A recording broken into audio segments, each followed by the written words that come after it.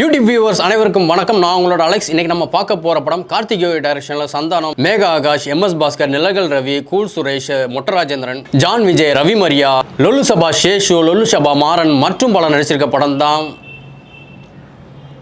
வடக்குப்பட்டி ராமசாமி. இந்த படத்தை ரிவ்யூ பார்க்க போகிறதுக்கு முன்னாடி நம்மளோட சேனலை சப்ஸ்கிரைப் பண்ணல, உடனே சப்ஸ்கிரைப் பண்ணுங்கள், பக்கத்தில் இருக்க பெல் ஐக்கானை கிளிக் பண்ணுங்கள். என்ன ரிவ்யூ உங்களுக்கு பிடிச்சிருந்தா லைக் பண்ணுங்கள், ஷேர் பண்ணுங்கள், கமெண்ட் பாக்ஸில் கமெண்ட் பண்ணுங்கள். இந்த படத்தோட கதையை பார்க்க போகிறதுக்கு முன்னாடி யார் யாருக்கெல்லாம் ரொம்ப ஹைப்பான தலைவலி வருமோ அவங்களாம் தயவு செஞ்சு ஒரு தலைவலி மாத்திரை வாங்கி வச்சுக்கோங்க. உங்களுக்கு இந்த படம் முடியும் போது ரொம்ப ஹெல்ப்ஃபுல்லாக இருக்கும். ஏன் இந்த தலைவலி மாத்திரை வாங்கி வைக்கணும் அப்படிங்கிறத நான் போக போக என்னோடய ரிவ்யூவில் உங்களுக்கு சொல்கிறேன். மறக்காமல் இந்த படம் பார்க்க போகிறதுக்கு முன்னாடி வச்சுக்கோங்க. ஓகே, இந்த படத்தோட ஒன்லைன் கதை என்ன அப்படின்னு பார்த்தோம்னா, 1960 வடக்குப்பட்டி அப்படிங்கிற ஊரில் ஒரு பிரசித்தி பெற்ற அந்த ஊரோட அம்மன் ஒன்று இருக்காங்க. ஒரு பெரிய வெள்ளத்தில் அந்த அம்மன் அடிச்சுட்டு போயிடுறாங்க. ஸோ அதனால் அந்த ஊரே பாதிக்கப்படுது. அதாவது அம்மன் இல்லாத ஊர், சபிக்கப்பட்ட ஊர் அப்படிங்கிற ஒரு பேர் வாங்குது. அந்த ஊரில் பானை செய்கிற ஒரு குடும்பத்தை சேர்ந்த ஹீரோவாக சந்தானம் இருக்கிறாரு, சின்ன பையனாக இருக்கிறாரு. அவர் டெய்லி பானை விற்கிறாரு. ஆனால் பானை விலை போக மாட்டேங்குது, அவருக்கு பெரிய வருமானம் இல்லை. அதனால் அவருக்கு கடவுள் நம்பிக்கை இல்லை. அந்த ஊரில் அதாவது சந்தானம் செஞ்ச ஒரு பானை மூலமாக ஒரு அதிசயம் நடக்குது. அந்த அதிசயத்தினால அந்த பானையிலேருந்து ஒரு கடவுள் பிறக்கிறாரு. சந்தானத்துக்கு அப்போ ஒரு ஐடியா வருது, இதை வச்சு கூட சம்பாதிக்கலாமா, இந்த ஊரில் சம்பாதிக்கிறதுக்கு தான் வழி அப்படிங்கிறனால அந்த பானையை வச்சு ஒரு கோயில் கட்டுறாரு. பெரிய கோயிலாக்கி தன்னுடைய வாழ்க்கையை அந்த கோயிலேருந்து வர வருமானத்தை வச்சு என்ஜாய் பண்ணுறாரு. அதை கிட்டத்தட்ட அந்த ஊரை எல்லாரும் ஒரு முட்டாளாக்கி, அதாவது முட்டாள் ஆக்கலை, அந்த ஊரே அப்படி தான் இருக்குது. ஏன்னா அந்த மூட நம்பிக்கையில், கடவுளுங்கிற ஒரு மூட நம்பிக்கையில் அந்த மொத்த ஊரும் இருக்குது. சந்தானங்கிற ஒருத்தர் மட்டும் அந்த மூட நம்பிக்கையை யூஸ் பண்ணி பணமாக மாற்றுறாரு. இதை தெரிஞ்சுக்கிட்ட தாசில்தார், அதாவது டானாக்காரன் படத்தோட டைரக்டர் தமிழ் தாசில்தாராக வராரு. இதை தெரிஞ்சுக்கிட்டு அவங்க ரெண்டு பேரும் ஒரு அக்ரிமெண்ட் போட ட்ரை பண்ணுறாங்க. அதாவது இந்த கோயிலை வச்சு இன்னும் நிறையா சம்பாதிக்கலாம் அப்படிங்கிற ஒரு விஷயத்துக்கு வராரு. சந்தானம் அதுக்கு ஒத்துக்கலை. அப்படிங்கும்போது ஒரு ஸ்டேஜில் தமிழ் ஒரு கலவரத்தை தூண்டி விட்டு அந்த கோயிலை மூட வைக்கிறாரு. திரும்ப சந்தானம் அந்த கோயிலை திறந்தாரா இல்லையா, அந்த கோயில் மூலமாக திரும்ப வருமானத்தை ஈட்டினாரா இல்லையா, இந்த மூட நம்பிக்கை உள்ள மக்களுக்கு திருந்தினாங்களா இல்லையா, இல்லை சந்தானத்துக்கு கடவுள் மேலே நம்பிக்கை வந்துச்சா இல்லையா, அப்படிங்கிறது தான் இந்த மொத்த படத்தோட கதையாக இருக்குது. நான் சொன்னேன் இல்லையா, தலைவலி மாத்திரை வாங்கி வச்சுங்கன்னு. அது ஏன் சொன்னேன்னா, இந்த படம் ஒரு அன்லிமிட்டட் ஃபன் பேக்கேஜ். அதாவது நமக்கு ஒரு ஸ்டேஜில் ஹைப் ரொம்ப தலைவலி வரும் இல்லையா, ரொம்ப அழுதா, ரொம்ப டென்ஷனானா, ரொம்ப சிரித்தாலும் இந்த படம் எப்படின்னா நீங்கள் ஸ்டார்டிங்லேருந்து எண்டு வரைக்கும் சிரிச்சுக்கிட்டே இருப்பீங்க. இந்த டிடி ரிட்டர்ன்ஸ் ஒரு படம் பார்த்துருப்போம். அது நம்ம சேரில் உட்காந்து சிரிப்போம். ஆனால் இந்த படம் சேரை விட்டு கீழே விழுந்து சிரிப்பீங்க. அப்படி ஒரு ஃபன், ஒரு பக்கா ஃபேமிலி என்டர்டெயின்மெண்ட், கிட்ஸோடு போய் பார்க்கக்கூடிய ஒரு பக்கா ஃபேமிலி என்டர்டெயின்மெண்ட், ஃபுல் ஃபன்னாக இருக்குது.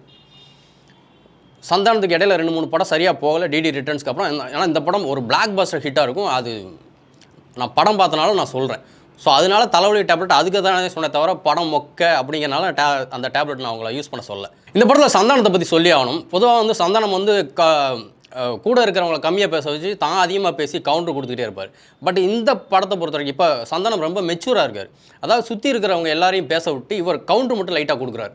ஸோ படம் ஃபுல்லாக ரொம்ப ஃபன்னாக போகுது. அதுக்கு சந்தானத்துக்கு பெரிய அப்ரிஷியேட் கொடுக்கணும். ஏன்னா சுற்றி இருக்கிற எல்லாரையும் பேச விட்டு தான் கம்மியாக பேசி இந்த படத்தை ஜெயிக்க வச்சிருக்காரு அப்படி தான் சொல்லணும். சந்தானம் வடக்குப்பட்டி ராமசாமியாக தன்னோட பர்ஃபார்மன்ஸை சூப்பராக கொடுக்குறாரு. 1960 இருக்கிற ஒரு கேரக்டர். ஸோ அவர் மக்களோட மூட நம்பிக்கையை யூஸ் பண்ணி எப்படி பணம் சம்பாதிக்கிறாரு. ஸோ அந்த ஃபன்னு, அந்த பர்ஃபார்மன்ஸ் ஓரியண்டாக சந்தானம் சூப்பராக பண்ணியிருக்கிறாரு. சந்தானத்துக்கு இந்த படம் இன்னொரு அடுத்த கட்டத்துக்கு அவரை நகர்த்தி கொண்டு போகும். அப்புறம் எம்எஸ் பாஸ்கர் சொல்லி ஆகணும். ஒரு மெச்சூரான ஆக்டருங்கிறத நம்ம இதில் ப்ரூவ் பண்ணுறாரு. அதாவது அவருடைய எக்ஸ்பீரியன்ஸை இந்த படத்தில் காட்டுறாரு. ஒரு ஸ்டேஜில் மக்கள்லாம் கூப்பிட்டு கடவுள், அதாவது ஒரு சாமி உள்ளே பூந்து பேசுகிற மாதிரி ஒரு சீன் இருக்குது. சாமி உள்ளே போகிறதுக்கு முன்னாடி ஒரு மாதிரி பேசுவார், சாமி வந்ததுக்கப்புறம் ஒரு மாதிரி பேசுவார், சாமி போனதுக்கப்புறம் ஒரு மாதிரி பேசுவார். அந்த வேரியேஷன் அவர் காட்டுற விதம் இருக்குது இல்லையா. ஸோ அவர் ஒரு சீனியர் ஆக்டர் அப்படிங்கிறத அதில் ப்ரூவ் பண்ணிட்டார். நிழல்கள் ரவி சான்ஸே இல்லை. அவருடைய நம்ம எவ்வளோ படம் பார்த்துருக்கலாம். ஏன் கேஜிஎஃப் மாதிரி ஒரு படமும் பார்த்துருப்போம், பயங்கர வில்லனாகவும் பயங்கர ஃபன்னாகவும் பார்த்துருக்கோம். ஆனால் இப்படி ஒரு நிழல்கள் ரவியை நம்ம ஃபஸ்ட் டைம் பார்க்குறோம். எப்படி சொல்கிறது, நீங்கள் டிக்கிலோன படம் பார்த்துருப்பீங்க, அதில் நிழல்கள் ரவி ஒரு பைத்தியம் மாதிரி இருப்பார். நமக்கே கொஞ்சம் இதாக இருக்கும், என்னடா கொஞ்ச நேரம் வந்துட்டு போயிட்டார், ஆனால் ஃபன்னாக இருந்துச்சு, கொஞ்ச நேரம் தான் வந்துட்டு போனேன். இந்த படம் ஃபுல்லாக இருக்கார். அதாவது நிழல்கள் ரவி அல்டிமேட்டாக இருக்கார். முக்கியமாக லொல்லு சபா சேஷு, அதாவது மெட்ராஸ் ஐங்கிற ஒரு விஷயத்த சென்னையிலேருந்து கிராமத்துக்கு எடுத்துகிட்டு போகிறாங்க. அது ஒரு விஷயம், அது ஒரு ஸ்டோரி நடக்கும். அது நீங்கள் படம் பார்க்கும்போது தெரியும். அந்த மெட்ராஸ் ஐயா நிலகல் ரவிக்கிட்டேருந்து லொல்லு சபா சேஷு எப்படி வாங்குறாரு அப்படிங்கிற ஒரு சீன் இருக்கும். அதாவது ஒரு கட்டில் மேலே படுத்துட்டு போகிற அவர் கையெல்லாம் கட்டி போட்டு இந்த கண்ணு மேலே கண்ணு வச்சு அந்த மெட்ராஸ் ஐயா வாங்கணும். அந்த வாங்குகிற சீனு சொல்லும்போது எனக்கே சிரிப்பு வருது. அல்டிமேட்டாக இருக்கேன். பட் அந்த சீனுக்கு அப்புறம் நிலகல் ரவிக்கு வந்து ஒரு பைத்தியம் பிடிச்சிடும். அதுக்கப்புறம் பார்த்தீங்கன்னா மொட்டை ராஜேந்திரன், ஐயோ இந்த படம் என்ன ஒவ்வொரு கேரக்டரையும் பயங்கரமாக யூஸ் பண்ணியிருக்காங்க. மொட்டை ராஜேந்திரன் வேறு லெவலு. அதாவது அவருடைய என்ட்ரிலேருந்து அவர் படம் முடிகிற வரைக்கும் இந்த நிலகல் ரவிக்கும் மொட்டை ராஜேந்திரனோட காம்போ இருக்குது இல்லையா, ஒரு கன்னி வெடி சீன் வரும். அதெல்லாம் அதாவது நான் எப்படி சிரித்தேன்னா, அந்த படம் பார்க்கல, வயிற்றில் கையை வச்சுக்கிட்டு இப்படி குனிஞ்சு சிரித்தேன். அதாவது வயிறு வலியும் தலைவலியும் சேர்ந்து வந்துச்சு. அப்படி ஒரு என்ஜாய்மெண்ட் அந்த படம். அந்த காம்போ அவ்வளோ அழகாக இருக்குது. அப்புறம் கூல் சுரேஷ் வந்து பேசும்போது இல்லாத ஃபன்னு, அவர் ஒரு மாதிரி ஊமை மாதிரி ஆயிடுவார். அதாவது ஒரு மாதிரி பக்கவாதம் அந்த மாதிரி ஆயிடுவார். அவரை பாடையில் தூக்கிட்டு வருவாங்க. அப்போ அவர் பேசுவார். ஆனால் அவங்க கூட இருக்கிறவங்க அதுக்கு வேறு மாதிரி ஒரு டிரான்ஸ்லேஷன் பண்ணுவாங்க. அவர் சொல்கிறத தாண்டி அவர் கெட்ட வார்த்தை பேசுவார். அதை தாண்டி ஒரு டிரான்ஸ்லேஷன் பண்ணுவாங்க. அதாவது அந்த ஊரில் அது வேறு லெவல் ஃபன்னு. அதை நீங்கள் படம் பார்க்க தெரியும். கூல் சுரேஷுக்கு ரொம்ப வருஷம் கழிச்சு ஒரு சூப்பரான ஒரு கேரக்டர் கிடச்சிருக்கு. அதை உண்மையிலே செமையாக யூஸ் பண்ணியிருக்காரு. இதுக்கப்புறம் கூல் சுரேஷுக்கு நல்ல நல்ல படங்கள் கிடைக்கும். தேட்டர் ரிவ்யூ விட்டு இனிமேல் பட ப்ரொமோஷனில் அதிகமாக கான்சன்ட்ரேட் பண்ணுவார்னு நினைக்கிறேன். மேகா ஆகாஷ் இந்த படத்தில் பெருசாக அவங்க கேரக்டர் கிடையாது. ஸ்டார்டிங்கில் ஒரு சீன், அப்புறம் லாஸ்ட்டில் அந்த 2-3 சீன், அவ்வளோதான். அவங்களுக்கு பெருசாக ஓரியன்ட் கிடையாது. சந்தானத்துக்கும் மேகாஷுக்கும் லவ் அப்படின்னு எதுவுமே கிடையாது. நல்லவேளை அந்த லவ் போர்ஷனை அவங்க உள்ளே திணிக்காமல் ஒரு கண்டென்ட் ஓரியண்டாக ஒரு சூப்பரான ஒரு காமெடி ஃபில்மாக கொண்டு போயிருக்காங்க. அது உண்மையிலே பெரிய அப்ரிஷியேட் டைரக்டருக்கு. மியூசிக் சாங்ஸு பெருசாக இல்லைனாலும் அந்த பேக்ரவுண்ட் ஸ்கோரு, ஃபன்னுக்கான ஒரு மியூசிக் எல்லாமே பிரித்து எடுத்திருக்காரு மியூசிக் டைரக்டர். ஆனால் லாஸ்ட்டில் வர சாங்ஸு உண்மையிலே கேட்க நல்லாயிருக்கு. ஸோ மியூசிக் ஓரியண்டாக சூப்பர். சாங்ஸை தவிர மிச்சம் எல்லாமே பேக்ரவுண்ட் ஸ்கோர்லாம் பிஜிஎம்லாம் பிச்சு எடுத்திருக்காங்க. இந்த படத்தில் ஹீரோன்னு இருந்தால் வில்லன் ஒருத்தர் இருக்கணும் இல்லையா. இந்த படத்தில் 2 வில்லன் இருக்கிறாங்க.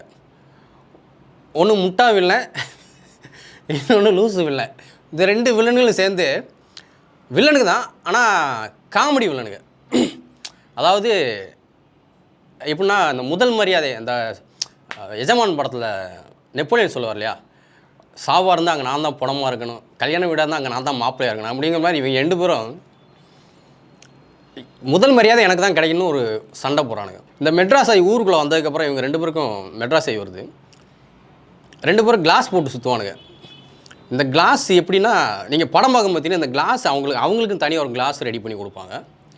அதாவது என்ன நடக்குதுன்னே தெரியாத ஒரு உலகத்தில் 2 பேரும் சுற்றிட்டு திரிவானுங்க. ஸோ இந்த படத்தில் வில்லனுங்களும் பயங்கர ஃபன்னு. வில்லனுங்கன்னு சொல்ல முடியாது, ஒரு வில்லத்தனம்னு அவங்களே நம்பிக்கிட்டு இருக்கிற ஒரு காமெடியன்ஸ் 2 பேரும். ஸோ இவங்க 2 பேரும் பர்ஃபார்மன்ஸு பயங்கரம். 2 பேரும் இந்த மோதிக்கிற சீன் இருக்கு இல்லையா, ஒருவரை பார்த்து கொள்ளும்போது நம்ம தான் அப்படியே வெடித்து சிரிக்கிறோம். அந்தளவு ஒரு ஃபன்னு. அதாவது நான் சொல்லும் போதே உங்களுக்கு தெரியும் எப்படி நான் என்ஜாய் பண்ணியிருக்கேன். எனக்கு எக்ஸ்ப்ரெஸ் பண்ண தெரில. இன்னொரு தடவை கூட அந்த படத்தை பார்க்க போகிறேன். ஸோ அந்தளவுக்கு ஒரு சூப்பரான ஒரு படம். இந்த படத்தில் இன்னும் ரொம்ப முக்கியமான 2 கேரக்டர் இருக்காங்க. நான் என்ன சொல்கிறேன், சந்தானத்தையே தூக்கி சாப்பிட்டாங்க. இந்த படம் ஃபுல்லாக அவங்க 2 பேர் இல்லைன்னா இந்த படம் ஒரு 50% தான் சொல்லுவேன். லொல்லு சபா சேஷுவும் லொல்லு சபா மாறணும் 2 பேரும் அந்த படத்தை அப்படியே பேலன்ஸ் பண்ணி கொண்டு போயிருக்காங்க ஃபன்னில். சந்தானத்தில் நடுவில் நிப்பாடி இவங்க 2 பேரும் சந்தானத்தை தாங்கி தூக்கிட்டு போகிறாங்க. அதாவது இந்த ஸ்க்ரீன் பிளே இந்த படத்தை ஃபன்னோடு தூக்கிட்டு போகிறாங்க. ஸோ 2 பேருக்கும் ஒரு பெரிய சாலிட்டு.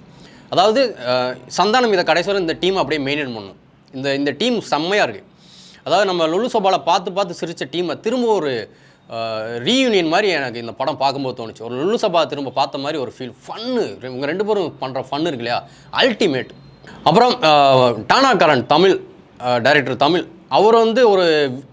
அவர் இந்த படத்தில் உண்மையிலே ஒரு வில்லன் தான். நான் சொன்னேன்ல ஃபஸ்ட்டு 2 தன்னைத்தானே வில்லன்களை நினச்சிட்டு இருக்காங்க.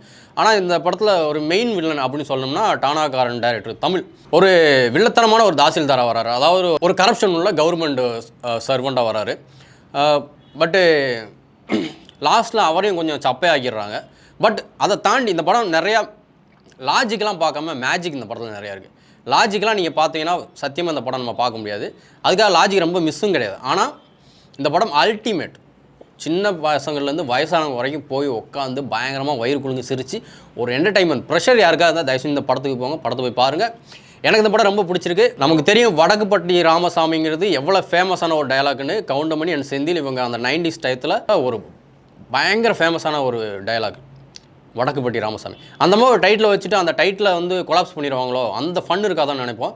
பட் அந்த வடக்குப்பட்டி ராமசாமியோட டைட்டிலுக்கு தகுந்த மாதிரி இந்த படம் பயங்கர ஃபன்னாக இருக்குது. ஸோ இந்த படம் எனக்கு ரொம்ப பிடிச்சிருக்கு. எல்லாம் தேட்டரில் போய் பாருங்கள். Must watchable movie. ஸோ அடுத்த ரிவ்யூவில் மீட் பண்ணலாம். பாய்.